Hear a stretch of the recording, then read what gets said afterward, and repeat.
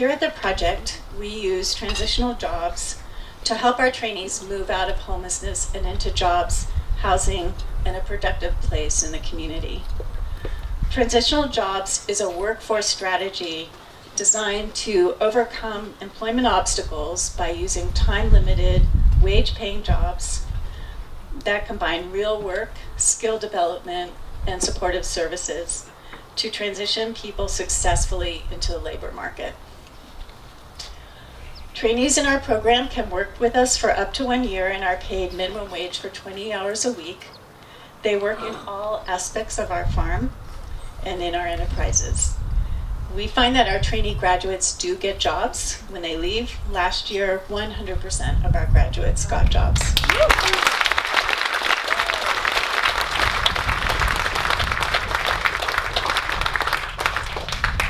We also hear from our trainees how deeply they value the community that they develop here and how important these relationships are to self-confidence, a sense of well-being, and ultimately to making lasting change in their lives.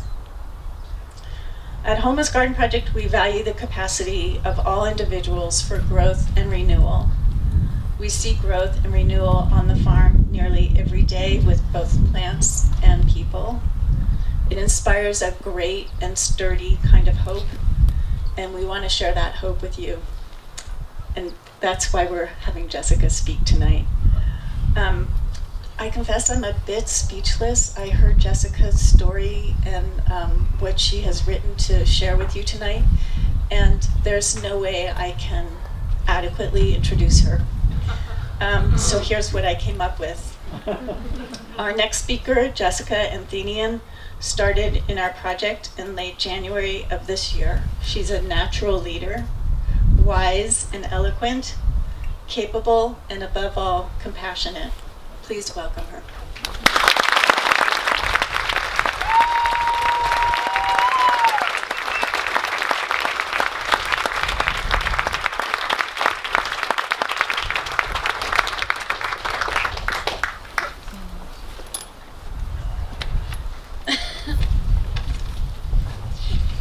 Trying really hard to not be incredibly nervous, especially with the microphone. I can hear it. Okay. Hi, my name is Jessica, and a little bit closer. Hi, how's that? Okay. Hi, my name is Jessica, and this is my truth.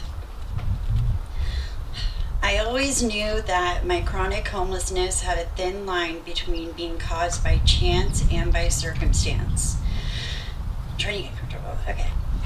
What started by circumstance created a pattern in my life that consisted of bad choices and hard decisions. A lot of it can also depend on your stance of whether or not the disease of addiction is a choice, but that's for another time. My life on the streets began at age 13. That doesn't mean that's where the trauma started. I lived with my mother in Aptos and Santa Cruz my whole life, except for 6 months that I lived in Amsterdam with her for her work.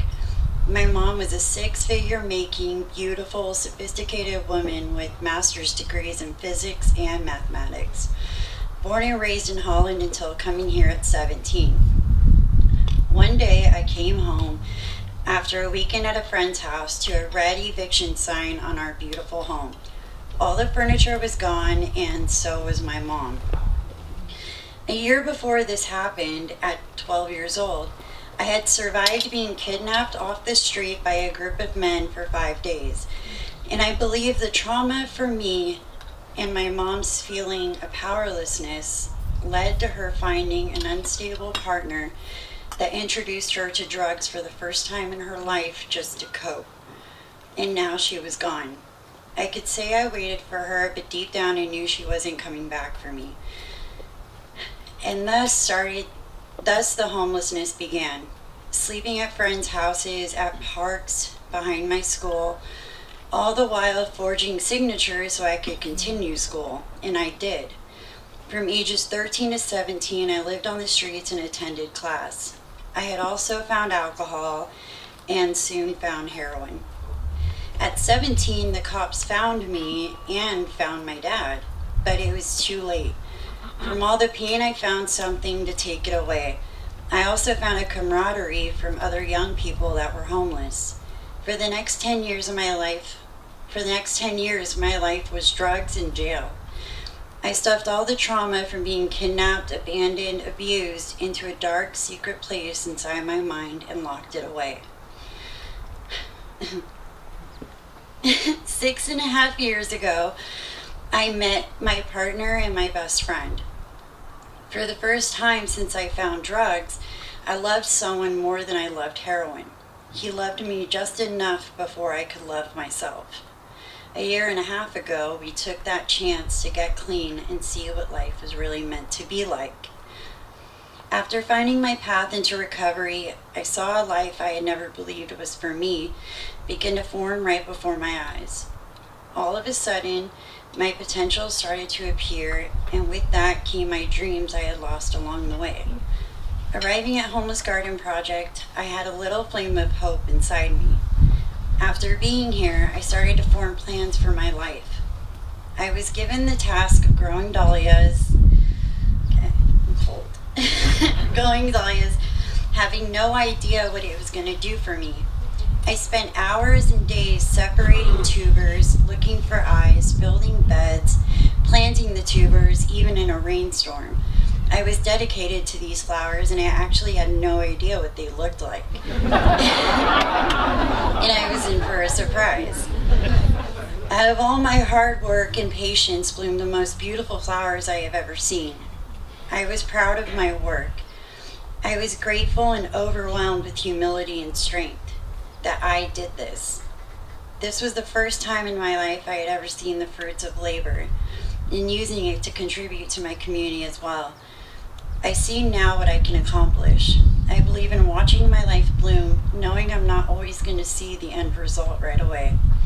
Everything in life takes time. It takes heart and dedication. I am right now in the pre-employment process to begin working at the Camp Recovery in Scotts Valley, a treatment center, and aiming to start Cabrillo next semester to take the 2-year certification to become a treatment counselor. I can use all my experience to help others still struggling. I can be a light in another person's dark tunnel. Homeless Garden Project is my light. They gave me hope that I can live the life I thought I would never have, gaining the skills of employment and the strength I need to do what I always wanted to but thought I didn't deserve it. So thank you, Darrie. I don't know where you are. Thank you, Darrie, for all your unconditional support and love. Thank you to Ansley for being able to connect all of us so well. Thank you to Anthony for his multitasking skills and his direction that he gives us. And thank you to Mike Erickson for his wisdom and knowledge in opening my mind even further at this farm. And thank you to everyone else working at Homeless Garden Project and the crew, which I love you all so much. Thank you to all of you for helping me find my way. And thanks to all of you that are here tonight in support of this amazing project. And thank you, God, for giving me a second chance. I'm not going to waste it.